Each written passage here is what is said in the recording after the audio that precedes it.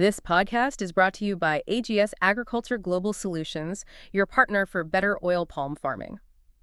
Welcome back to the NPK School. We are so glad you are joining us again. Previous episodes covered several other nutrients in oil palm. If you have not heard them, you should find those episodes on our channel. Today, the topic is sulfur.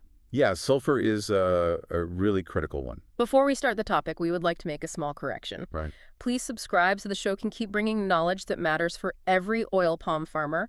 Please pause right now and subscribe. Thank you so much for your support. Yes, thank you. So today our mission is to understand everything about sulfur in oil palm. We are using agronomy manuals, soil guides, and recent agricultural studies as our sources. We want to figure out what sulfur actually does inside the palm, why it matters. Exactly. And our goal today is to give you practical field-level advice. We want to help you improve your yield because sulfur gets ignored a lot. It really does. I noticed something interesting in the manuals, actually. A sulfur only makes up about 0.2%, 0.5% of the dry weight of a healthy frond. Yeah, that was right. That is a tiny amount. Why are we dedicating an entire lesson to something that makes up, less than 1% of a leaf? I know, it sounds really small. But without that tiny amount, the palm simply cannot function. The plant needs basic building blocks to make proteins. Okay, so individual bricks for a house. Yes, exactly like bricks. Scientists call these basic building blocks amino acids. And sulfur is a critical part of two specific amino acids. Which ones? They're called methionine and cysteine. Methionine and cysteine. Okay, so the plant uses those specific sulfur bricks to build its structure. If the palm cannot make those two amino acids, does the growth just stop? Pretty much, yeah. The plant really struggles to build any new tissue. It is like trying to build a brick wall without any mortar. Right. You might have plenty of other materials, but they will not hold together. Plus, sulfur is also needed to make the green pigment inside the leaves. You mean the stuff that catches the sun? Exactly. That green pigment allows leaves to catch sunlight and turn it into energy. We call this green pigment chlorophyll. That part seems very important. I mean, if the palm does not have sulfur, it cannot make chlorophyll. So the leaves would lose their green color, right? That is correct. And they cannot catch sunlight. When the palm cannot catch sunlight, it cannot make energy. And, well, when energy drops, your yield drops. Wow. But sulfur does even more than that. It helps manage the sugars and starches inside the plant. Does managing those sugars directly affect the fruit? Because I imagine farmers mostly care about the oil and the bunches. Oh, it absolutely affects the fruit. Managing those sugars and starches is how the plant builds tissue. But more importantly for you, sulfur is directly responsible for making the oils and fats inside the fruit. Wait, really? Directly? Yes. If you want high oil extraction rates at the mill, you must have sulfur. It also supports strong root growth. This sounds a lot like a spark plug in an engine. Oh, that is a good way to put it. Yeah, a spark plug is very small compared to a whole truck, but without it, the fuel cannot burn. The engine will not run. On the farm, we use a lot of nitrogen. Nitrogen is like the fuel. I suppose without the sulfur spark plug, the nitrogen fuel is just useless. That is a very accurate way to look at it. Sulfur works directly with nitrogen. They are partners. Okay. If your sulfur is low, the palm cannot use nitrogen efficiently. You can apply bags and bags of expensive nitrogen on your field, but if the sulfur is missing, the plant will just waste that nitrogen. That sounds like a fast way to lose a lot of money. It really is. So if sulfur is this important for making oil and using nitrogen, how does the palm actually get it out of the ground? Well, we have to look at the soil. In nature, roughly 90% of the sulfur in the ground is locked inside dead plant parts. Like old leaves and dead roots? Yeah, exactly. We call this material organic matter. But the palm roots cannot eat dead leaves directly. They cannot just absorb it. So they need the soil life to help them. Yes, there are microbes in the soil. These tiny bugs eat the dead plants. And as they break down the dead plants, they release the trapped nutrients into the soil. Okay, making it available. Right. We call this breakdown process mineralization. Through mineralization, the sulfur changes into a new form. This form is called sulfate. Sulfate, got it. And sulfate is the exact chemical form the palm roots can drink. So the palm relies on microbes to feed it. But the farm environment is changing a lot, I read that palms used to get sulfur from the sky. Is that true? It is true, yeah. Historically, palms got a lot of free sulfur from acid rain. Really? From pollution? Yes. Industrial factories used to put a lot of sulfur pollution into the air. When it rained, that sulfur washed down onto the farms. It just fed the palms automatically. But modern pollution controls stopped most acid rain. I mean, the air is much cleaner now. The air is cleaner. and that is a great thing for human lungs. But it means there is no more free sulfur falling on your palms. Oh, I see. Plus, farming practices has also changed. Farmers used to apply older types of fertilizers. Like ammonium sulfate. I know that fertilizer has a lot of sulfur in it. Yes, exactly. Farmers used a massive amount of ammonium sulfate. However, over the years, many farmers switched their practices. They started using urea and dolomite instead. Why the switch? They did this because urea and dolomite are often cheaper per unit of primary nutrient. But urea and dolomite do not contain any sulfur at all, right? Zero sulfur, so we have less acid rain, and we are using fertilizers with no sulfur. That sounds like a bad combination. It is. At the same time, modern palm varieties are producing huge yields. Every time you harvest fresh fruit bunches, you are taking sulfur away. You are driving it out of the field in a truck. And we are also dealing with older palms, too. As palms grow older, they store very large amounts of sulfur in the trunk. I have heard the trunk called the stipe. Yes, the stipe. So they pull the sulfur from the dirt, lock it in the stipe, and send it to the fruits. That is right. Their demand for sulfur goes way up as they age. Let me summarize this. We are putting less sulfur into the soil because of clean air and new fertilizers. Meanwhile, the older palms are taking more sulfur out of the soil for high yields. Are we just running a negative bank balance in the soil? We are absolutely running a negative balance. This creates a major problem on the farm. It creates a condition known as hidden hunger. Hidden hunger. Yes. The plantation might look mostly fine, but the palms are actually starving for sulfur. So hidden hunger means your yields drop before you even notice a visual problem. Exactly. Because this hunger is hidden, we need to know what to look for. What happens when the palm finally cries out for help? What does a deficiency actually look like? Identifying it can be very tricky. Sulfur deficiency looks extremely similar to nitrogen deficiency. Oh, no. Yeah, in both cases, the leaves turn pale green or yellow. Because they look so similar, many farmers make an expensive mistake. I can guess. They see yellow leaves, they assume it is low nitrogen. Right, and they immediately buy more nitrogen. But we just learned that extra nitrogen is useless without sulfur.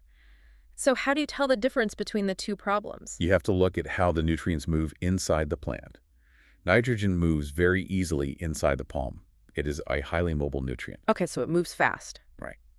When the palm is short on nitrogen, it panics. It wants to protect the new growth. So it steals nitrogen from the old leaves at the bottom of the palm. Oh, it sends that stolen nitrogen up to feed the new leaves at the top. So with a nitrogen problem, the old leaves turn yellow first. Yes, exactly. But sulfur behaves differently. Sulfur moves very slowly inside the plant. Because it is built into the bricks, right? Exactly. It was built into rigid plant structures. It is not mobile. The plant cannot easily break it down and pack it up. Therefore, the plant cannot steal sulfur from the old leaves. Wait, so the sulfur is stuck? It is stuck. It is like a traffic jam. Yeah.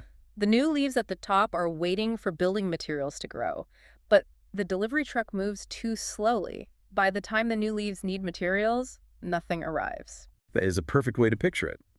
Because the sulfur is stuck in the old leaves stay green, but the new leaves starve. Therefore, the youngest leaves at the very top of the palm turn pale or yellow first. That is a massive difference. Yellow at the bottom means nitrogen. Yellow at the top means sulfur. Are there any other visual signs? You might see small brown spots appear on the leaf tips. The fronds will also stay small and narrow. They do not open up properly. That sounds pretty bad. It is. But you cannot rely only on your eyes. By the time you see yellow leaves at the top, you have already lost yield. To be certain, you must test the leaves in a laboratory. Which leaf do we test? There are many leaves on a mature palm. The standard leaf used for testing is called frond 17. Frond 17. Yes. Yeah. It's a middle leaf on the palm. You take a sample from frond 17 and send it to the lab. The lab will give you a percentage. And what number are we looking for? The critical danger limit for sulfur in frond 17 is 0.2%. So if your number is below 0.2%, you are in the danger zone. You are losing yield.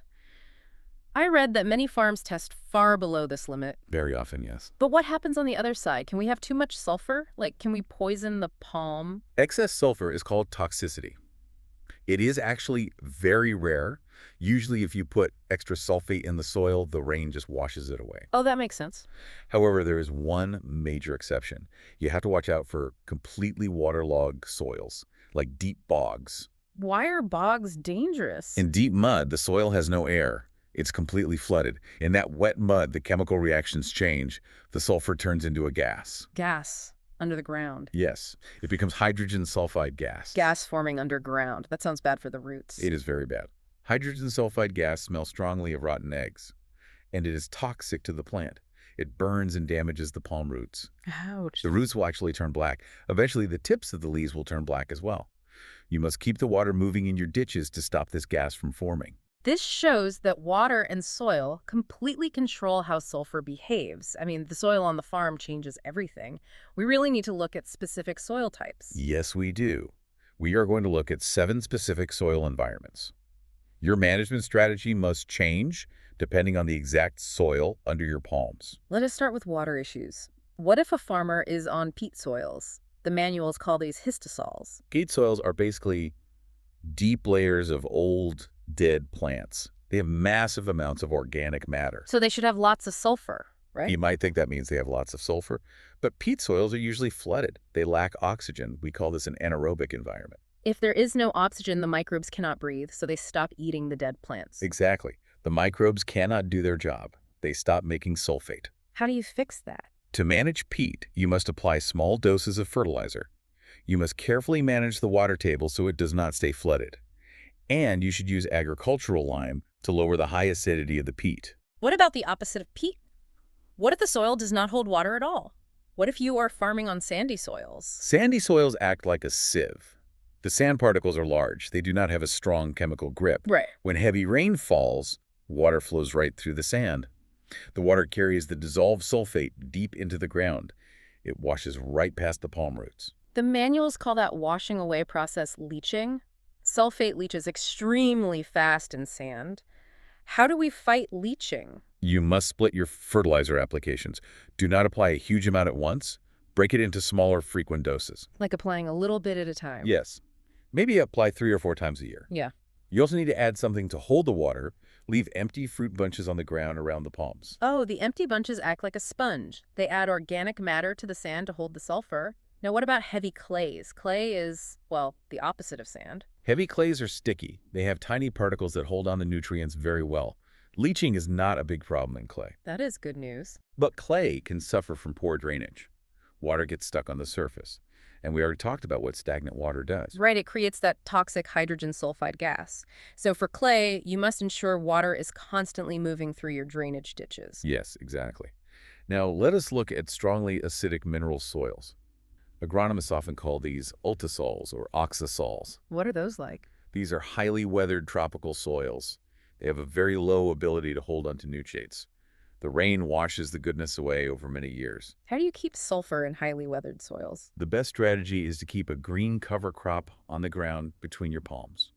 Plant legumes. Legumes, how does that help? The cover crop will absorb the sulfur from the soil. It traps the sulfur in its own leaves and roots. When the cover crop dies and the leaves fall, they rot and slowly feed the palm. That is a very smart natural trap. Let us move to alluvial soils. These are found near rivers, right? Yes, alluvial soils are near water. They're very fertile. The palms grow huge in this soil. Your yields will be very high. High yields are always good. But you have to remember the math. High yield means the palms are removing massive amounts of sulfur in the fresh fruit bunches. Because you are sending massive amounts of sulfur to the mill. Right. So on alluvial soil, you simply must replace what you harvest.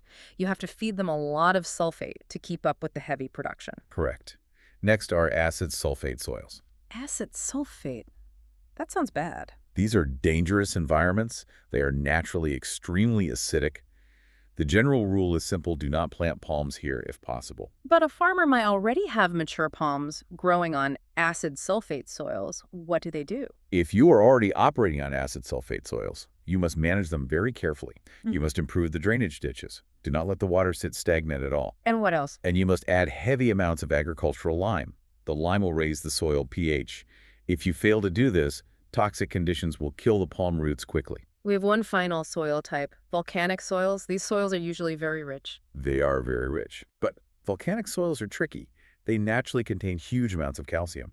Is extra calcium a problem? It can be. This heavy calcium can block the palm roots. It physically stops the palm from absorbing other nutrients properly. So you cannot just throw generic fertilizer at volcanic soil. No, you cannot. You must use carefully balanced fertilizers. If you just dump pure sulfur to fix a deficiency, you might ruin the magnesium levels in the plant. Everything must remain balanced in volcanic soil. Let me stop you there. Looking at all these soil rules, it seems complicated. But doesn't it just come down to testing your dirt and matching your fertilizer schedule to the rain? Yes, that is the core lesson. You must test your soil type. The soil does not just dictate what kind of fertilizer you apply, it dictates how often you apply it. Right. Sand needs many small trips to the field. Clay can handle fewer, bigger trips. Exactly. Knowing your soil is only half the battle. The other half is avoiding the traps waiting for you at the fertilizer shop. We need to talk about the myths and the Beeler talk. Fertilizer salespeople want to sell products, but farmers need to protect their wallets. There is a lot of bad advice in the market. We really need to clear up some major myths about sulfur. Let us do it. Myth number 1. Sulfur deficiency is rare. That is completely false. Laboratory tests from all over the world show sulfur deficiency is incredibly common. But remember the hidden hunger. Exactly. Because the symptoms are slow to appear, farmers think everything is fine. The palm stays green at the bottom, but the yield drops. Do not believe the myth. It is probably happening on your farm right now. Myth number 2. Any yellow leaf means low nitrogen. We discussed this earlier, but it is a trap many farmers fall into. Always look at where the yellow is located on the palm. Right, are the old leaves at the bottom yellow? Or are the newest leaves at the top pale? Yes.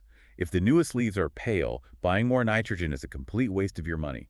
You need sulfur. Myth number 3. Elemental sulfur is a quick fix for pale leaves. This is a dangerous myth. Elemental sulfur is a raw yellow powder. It is usually very cheap. But palms cannot eat elemental sulfur. Oh, yeah. It is not in the sulfate form. So if I buy cheap elemental sulfur and put it on the ground, the palmerets just ignore it. They cannot absorb it at all. The yellow powder must sit in the dirt for months. Months. Yes. The soil microbes have to slowly eat it and change it into sulfate through chemical oxidation. Plus, adding raw elemental sulfur makes the soil highly acidic. Wow, so never use it for a quick rescue. Your palms will starve while waiting months for it to convert. Right. Now let us talk about the tricks the dealers play at the store. Trick number 1. Premium special sulfur blends. Oh, this one. Dealers will try to sell you fancy branded bags. The bags will have bright colors. The dealer will tell you it is a premium, high-tech sulfur. And they will charge you very high prices. Of course, but here is the scientific truth. A sulfate ion is identical no matter what name is printed on the plastic bag. Hold on. If a sulfate ion is just a basic chemical, paying for a premium bag is basically like paying for premium salt to boil your pasta. Yes, It is the exact same chemical. Do not get ripped off by a fancy bag. that is exactly right. The palm does not care about the brand name. You can buy generic fertilizers to get the exact same result. Like what? Ammonium sulfate is great. Single superphosphate, known as SSP, works well. Kieserite is excellent. These generic bags give you the exact same nutrient for much less money. Just read the label and look for the word sulfate. Trick number 2 from the dealers. Overselling a single nutrient cure. A dealer might look at your leaf test. They see low sulfur. They will tell you to buy massive amounts of a pure sulfur product. That sounds like a bad idea. Do not do it. Dumping huge amounts of only one nutrient onto the soil ruins the chemical balance. It interferes with how the plant uses nitrogen, potassium, and magnesium. You just throw the whole engine out of tune. Yes, you must use a balanced approach. For example, Kieserite is a great generic option. It provides both magnesium and sulfur together in one rock. Oh, so it hits 2 birds with 1 stone. Right. It fixes the sulfur problem without ruining the magnesium balance in the roots. Always respect the balance of the palm. We have covered a massive amount of biology and chemistry today. We talked about the hidden engine and the amino acids. We talked about how soil microbes create sulfate. We explored Franz 17 and how water changes the 7 types of soil. Now it is time to wrap up the lesson with concrete actions for you. We want you to take strict, practical action regarding sulfur. First, here are 2 actions for tomorrow. Number 1, walk into your field tomorrow morning. Look closely at the youngest emerging leaves on your palms at the very top. Are they paler than the old leaves at the bottom? If they are pale, you likely have a sulfur problem. And number 2 for tomorrow, go to your storage shed. Read the chemical labels on your fertilizer bags. Do not look at the shiny brand names. Look at the small print on the back. See if the word sulfate is actually printed anywhere on the bag. If it is not there, you are currently feeding your palms 0 sulfur. Next, here are 2 decisions you need to make for the next month. Number 1, decide to order a proper leaf analysis for Franz 17. When the lab results come back, look directly at the sulfur line. See if the sulfur result is below the 0.2% danger limit. And decision number 2 for the next month. Look closely at your farm's soil. If your farm is on sandy soil, decide right now to split your next fertilizer application. Break the total amount into smaller, more frequent trips to the field. You must stop the heavy rain from washing your sulfur away. If you take these exact steps, you will keep your palms running smoothly, you will protect your yield, you will finally cure the hidden hunger. Just remember, your palm is a powerful machine, but it needs every single part to run. If you ignore the small sulfur spark plug, all the nitrogen fuel in the world will not start the engine. Thanks for listening.